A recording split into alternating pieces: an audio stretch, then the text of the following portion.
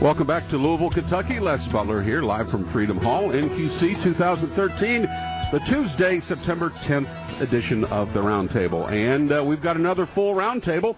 And Squire, we'll start with you, and let's go around the table, tell everyone who you are and the group that you represent.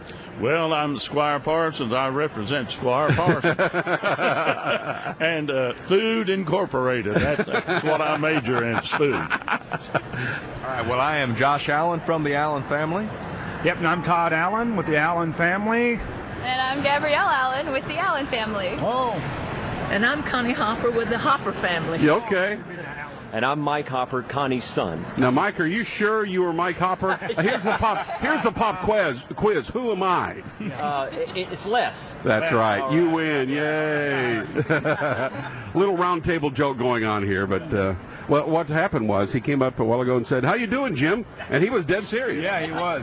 Yeah. It's been a long day. To which I responded, "I'm fine, Roger. How you doing?" And so Mike tells me that he was emceeing one of the showcases here at NQC with like 30-some artists, right? So Yes. You're off the hook, man. All right, thank you. It was a 4-hour showcase, but we had a lot of great artists that came through there, and 2 of the winners went to the main stage tonight. So who were the 2 winners? Just you remember? It's a group, Revelation. They're a trio from Ireland, actually. Yep. I know them. And yep. they killed it. They Yep. did a great job over here. And then there was another family group that also made the main stage, and it was one of the earlier showcases. Okay, cool. You're off the hook, man. It's all good. Okay, so we're talking National Quartet Convention from Louisville.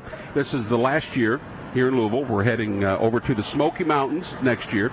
So my question is, give me a special memory, a special National Quartet Convention memory over the past 20 years here in Louisville, something that's very special that you remember. Squire, we'll start with you.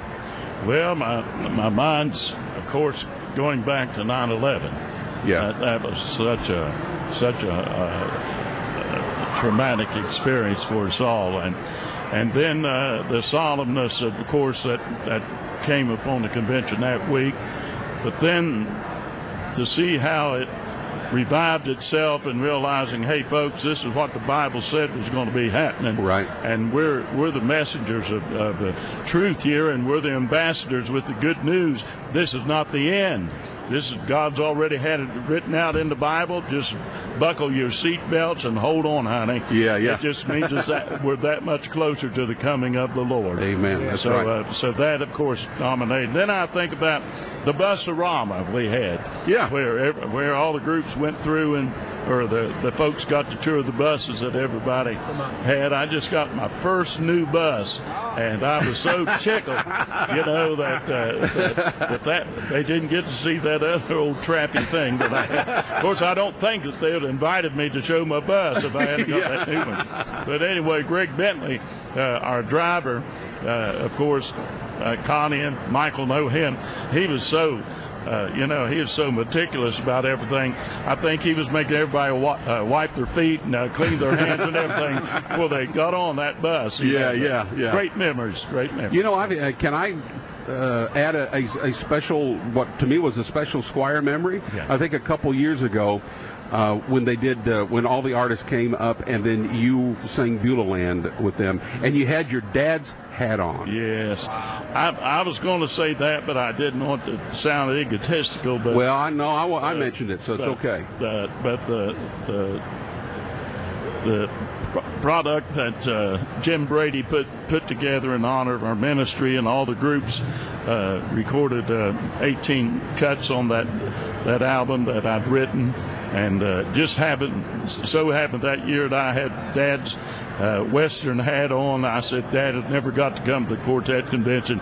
He died a few years ago, but I said I brought him with me with my hat, and then to honor that time, and that was a very special time, just overwhelming to me. That was special to me. I was there. And what an honor that the groups would do that, and it's a special memory to me.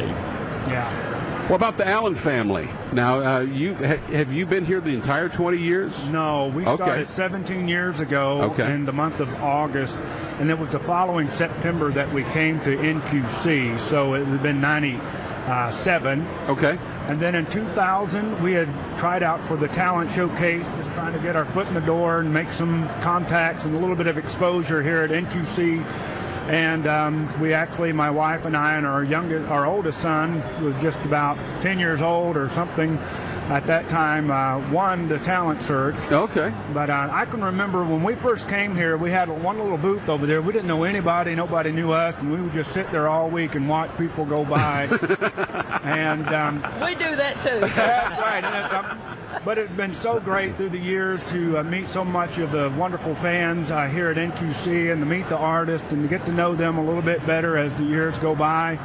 But one of the special memories that I have is on the main stage when the cathedrals were still going and Glenn Payne was sick and couldn't be there. Yeah. And they called him up on the telephone and he sang, "I Won't Have to Cross Jordan Alone." Yeah. And what a worshipful, tear-jerking experience that was for us all. But I'll never forget that moment for the rest of my life. Yeah. Good. That's a good call right there. I'm glad you mentioned that. We lifted the audio of that on Solid Gospel, and we play that in regular Solid Gospel rotation. Yeah. The call with Glenn singing, "I Won't Have to Cross Jordan Alone." That was powerful. But now we've been at it for 17 years. We have 8 children. For those who are listening that don't know the Allen family, all of the children participate now. I've got 2 of them with me here at the Roundtable, Joshua and Gabrielle. Very much a vital part of who we are and what we're doing, and we're so proud, Michelle and I, as their parents, to see them coming up and loving on the people who have made gospel music what it is today, and and having them invest in our children's lives. That's just incredible for us, and we're grateful. And by the way, congratulations. You're nominated for a Singing News Fan Award this year, are you not? Correct. Top 5 for favorite new mixed quartet. Yeah. And gospel mixed group. Yeah. Congratulations. Mixed group. Congratulations. Thank you. Good stuff. I don't know what we've been It's good to have those kids beside you to remind you. I'm a grandpa now. I'm losing it. To remind you of the host's name. But anyway. I knew that was coming. Oh, don't you know. Jim, we all love you, Jim. Yes. Right back at you there, Burl. I'm thinking about his old boss. Yeah, that's how far back we go here with the NQC and everything else. Yes. He's busy making money now. I'm over here doing this. Anyway, Connie? Yeah. 20 years. You got one special something that hit you? Well, I'm a little bit like Squire because I was in the bed over at the old hotel that they tore down. Yeah. And someone called me from Atlanta to tell me about 9/11, what had happened then. Yeah. And I was just in shock. But what came out of that with the people and the turnaround, and that's something that I'll never forget. Yeah. How the people just, I don't know, everybody was shocked and everybody was so concerned, and then it was just like Squire said, they realized that God is still in control and that God could do mighty things here. And I think he did that week. He touched a lot of people that week. And I remember that as being a very special time here. I really do. And good. I remember a lot of great things that's happened here. And Squire's, the thing that they did for him, and he that was just a super thing to do. And I just have so many memories of. I was talking to Ray Dean Reese just a few minutes ago, and maybe I'm not going to give you a specific memory, but I know more of the folks that are not with us. I mean, the Allen family, great, wonderful, and all the new groups, and I'm from that older set of people that I just saw the cathedrals at special nights and the Kingsmen and all of these groups, the Goodman family, and how they thrilled this audience here. One memory that I have about the Hoppers was, and I think it was here, pretty sure it was here, the first time we ever did mention my name. Oh, yeah. And powerful song. We had a choir that backed us up, and it was like it got out of control. Yeah. And whenever it gets that way, God's there, and that makes the difference. And great memories. Great memories, Great memories. The Hoppers, if I could just say, they've had so many glorious times here. It'd be hard for me to pick through those. Thank you, Connie and Michael, and my goodness, the whole family for how God's used you in such a blessing of folks here, blessing our socks off. Yes, that's just what you've done. The first group I ever heard sing "Sorry I Never Knew You," I don't even know the group you were with. A group out of West Virginia. And this has been years, and this didn't happen here, but somehow I got a 45 recording of that, and Squire Parsons was on that, and I just thought that was the greatest song. And with Conrad Cook, right? Oh, Conrad. I guess it was.